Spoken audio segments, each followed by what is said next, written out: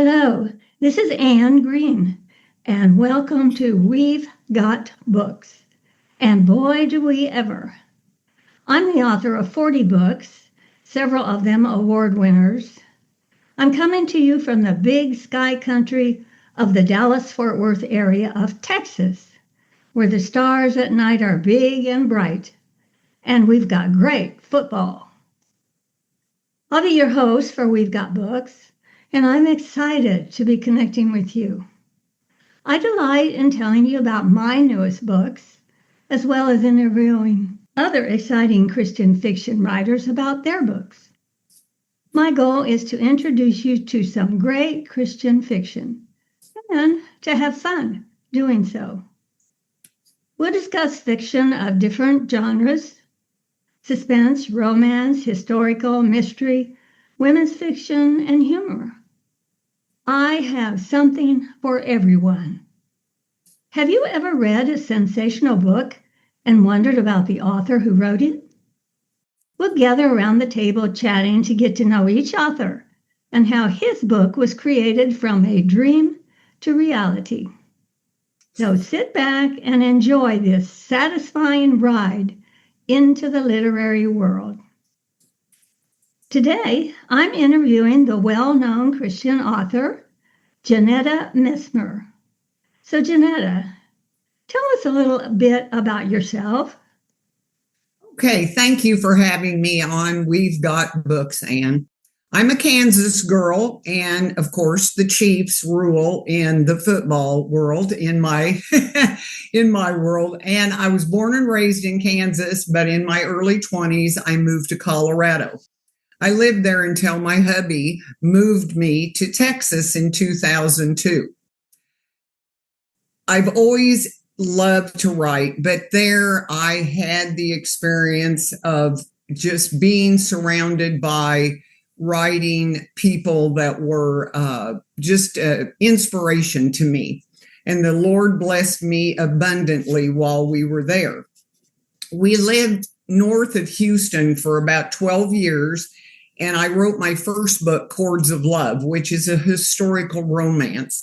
It came from a brainstorming session with a dear friend of mine there. Her name is Janice Thompson, and it's still one of my favorites. In 2013, my hubby, our pooch, and I took off in our RV to begin our full-time RVing trek. And it's all due to our dog, Maggie, telling us to quit our jobs, sell everything, buy an RV, and get on the road. And we all need to listen to our pets. And that's where the idea for Early Birds came from. Wing Publication published Early Birds, book number 1, in January of 2016, and the rest of the books followed. My author name is Janetta Fudge Messmer, and by the way, people always look at me funny. It is my maiden name. So when you are given that gift, you use it. So back to our RV life. It is truly an adventure. Every single day we hit the road. If sometimes traffic gets a little exciting, but overall it's fun and gives me plenty of things to write about. We also stay in the winter. We have stayed in Florida, and about 7 years ago we moved to Arizona. And the people have also given me great ideas to write about. Well, you actually live as many people only dream about living. Hooray for you. And what do you like best about traveling in your RV? It's funny, Anne, that you would say that, because everybody we tell about that we're full-time RVers, that is exactly what they say. I swear, everybody we've ever said, it's just, but I enjoy everything because of it being adventure at our fingertips. Since we stay here in the winter, it's not real adventurous, but we do enjoy Arizona. But when spring rolls around, we always plan our future destination that we'll be going to from April through September or October, because you don't want to come down to Arizona anytime sooner than about October. And you can bet it will include a visit to one of the national parks. And I tell people, if you've not gone to any, please do, because it will take your breath away. And as I said before, I am married, and thank the good Lord for Ray. And we will celebrate 45 years in July. We got married on July 4th, so we always get fireworks. In those years, lots of funny things have happened. But now that we're on the road, let's just say it's amped up just a little bit. And one story about the RVing that I have to share is that we had, let's just say, on and off ramps are not my friend, because I'm on the side, of course, when people are entering the highway. So I get a glimpse at the people when they don't know how to enter a highway. So I mentioned the fact to my husband, who is driving most of the, or all of the time. And he said, "Do you want to take over?" And I said, "No, I don't." And I got a little miffed at him. But anyway, I looked at the map and I counted out how many on-off ramps there were to our destination. And I said, "Well, Ray," after I figured this out, I said, "Ray, I just want you to know that I am going to be gasping and whatever else, other noise I make for the next 23 exits. So I said, I'm just giving you a warning." And he just started laughing, and we weren't mad at each other. But the other one was just a little while ago while we were here in Arizona. And I was looking at Facebook one day, and I saw a post about a lady who had made different flavors of dump cake. I turned to Ray and I said, "I just saw on a reel that you can make 4 different flavors of dump cake." His response, without skipping a beat, was, "Who would want to make 4 flavors of duct tape?" That's really funny. Sounds like you two have lots of fun traveling, and that you get many ideas from people you meet on the way. So what sort of Christian fiction do you write? My tagline I decided upon years ago was turning life into comedy. So I tell people I write Christian comedy with a touch of romance, a very small touch of romance. I also have the historical I mentioned, Chords of Love, and one devotional called God's Grace in the Grumbling. And they both tend towards more of a comedic flair. Well, we all need more comedy in our lives. I especially love to read well-crafted comedies. What book are we discussing today? It's called Mouse in Your Pocket. I love that title. Okay, Mouse in Your Pocket is book number 12. It was one of those ideas that had to brew for a little while because it's loosely based on my uncle. Melvin is one of those types of people that doesn't fit into anyone's mold. So knowing him made for a fun book to write. The main theme of this book is that the Lord will help us with whatever life throws our way. We have to trust him enough when things turn out differently than how we had planned. Well, I think our listeners would like for you to read the back cover of Mouse in Your Pocket. I'd love to. Jessica Montgomery inherited her uncle's property, i.e., a junkyard. After much deliberation and prayer, Jess decides to clean up the mess. Melvin left her. Her family and friends helped her, of course. But amid this seemingly overwhelming situation, she meets Jimmy Barnes. He claims her uncle left him the old truck that's parked on her front lawn. Did she mention that he has no proof of ownership and that a tree is growing out of it. In Mouse in Your Pocket, Jessica soon learns that her common sense flies out the window, except for when it comes to Jimmy Barnes. Can life get any more complicated? In Miss Montgomery's case, yes, it can. Okay, I love that brand of humor. How about giving our listeners some details about your book? As I said before, I wrote about my uncle. After he passed away, we helped my dad, who happened to be 83, to clean up his brother's property. Again, I say junkyard.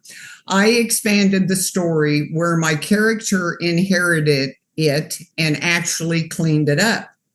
I do wish that we would have had the opportunity to clean up Melvin's property, but we were still all working, so we couldn't. Knowing him, I suspect he hid something for us to find. Guess we'll never know. I did enjoy making up the story. And P.S., the skunk story is true. I love the hints you keep dropping about Mouse in Your Pocket. I know our listeners would like for you to read an excerpt. And I have to admit, it is hard to pick out one section since I didn't want to give too much away of the story, but here goes. The lawyer took a seat and brought out a folder and opened it. He leafed through the papers and said, Miss Montgomery, what you're about to sign is self-explanatory. Once you sign them, Melvin Montgomery's property becomes yours. You're the sole owner. Excuse me? You're mistaken. No, my uncle. No, he didn't. No. Once again, he's ended up having the last laugh. She gawked at the papers and then back up to the lawyer. What did my wonderful uncle leave me? The plot plan states that you have inherited 3 acres. The material items include the mobile home, sheds, campers, and the truck with a tree growing out of it. They are yours. Basically, Miss Montgomery, you're the proud owner of a junkyard. Jessica wanted to laugh and cry all at the same time. In an instant, her life went from running an interior decorating business with Melissa to overseeing the disposal of years of her uncle's crap. Sorry, Lord, but I don't see any good coming out of this transaction. My expertise in remodeling homes doesn't include a trailer full to the gills. And in case you forgot, I'm single and 26 years old. Miss Montgomery, your father is aware of what we're doing today. I find it astonishing that he didn't warn you about the transaction, even if Melvin gave both of us strict orders to keep our mouths shut. Mr. Sorensen, it's surprising to me as well. I pick them up at the airport tomorrow. You can count on us having a chat when I see him. Jess stared at her friend. Do you have anything to add to this new development in my life? Melissa straightened in the chair. What I'm about to say is insane, but it's like God is handing you a gift here. Really? Do enlighten me. Jess swiveled on the end table. If I recall, in high school, you said you wanted to live out in the country sometime in your life. Here is your opportunity. And since my lease is up on my apartment, I'll move in here and help you clean up the place. Jessica did recollect a conversation with her friend that talked about her living in the wide open spaces. And Jessie, I have it figured out. When you hire a handyman to help you with this project, my requirement is that he or his assistant is handsome. The lawyer grinned. Your friend has a great attitude, and when all of this sinks in, you'll see the benefits of what Melvin left you. My suggestion: keep your heart open to the unexpected turns in life. Sir, I'll try. But you didn't just inherit a junkyard. This one is going to take some getting used to. She grabbed Mr. Sorensen's pen. So let's get these papers signed. I have work to do. Well, I love it. So I'm curious, is writing fun for you? Absolutely. When the Lord nudged me to get serious about writing, I signed right up. The fun part for me is writing by the seat of your pants. As I tell people, I am as surprised as my readers are as to what lands on the page. It's also cool to hold a book in my hand after it's published. Even after 12 books, it's still hard to believe I've done it that many times in less than 10 years. Book number 13 is in the works. Stay tuned. Our listeners would like to know where to find Mouse in Your Pocket. It's on Amazon, no doubt, and our listeners are faithful and like to keep in touch with the writers we spotlight. Do you have a newsletter or a website? Yes, I do. You can visit my website, which is brand new. I just finished it up in February. It's JanettaFudgeMessmer.com, and you can subscribe to my monthly newsletter. I do not do any more than once a month because I don't want to inundate people's inbox. And you will also find my books there as well, and on Amazon, as Ann mentioned. And I want to thank you so much for having me and helping me to promote my latest book. And on a side note, I just want to put this in. While I'm in Arizona in the winter, I teach a creative writing class. Cal-Am Resorts, where we stay, has 7 parks in the area. They offer a lifestyle university for their residents. I got hired as their creative writing person a few years ago and have helped others to begin their own writing journey. And for those who are listening that want to begin their writing journey, check out areas that in your area, check like Barnes and Noble and your library to see if there's any place available for a writing group, because they are a godsend. So thanks again, Ann. Well, thank you, Janetta. Now, listeners, we're so glad you joined us. You can find all the books we mentioned on Amazon. Look up the author's name and the book they discussed.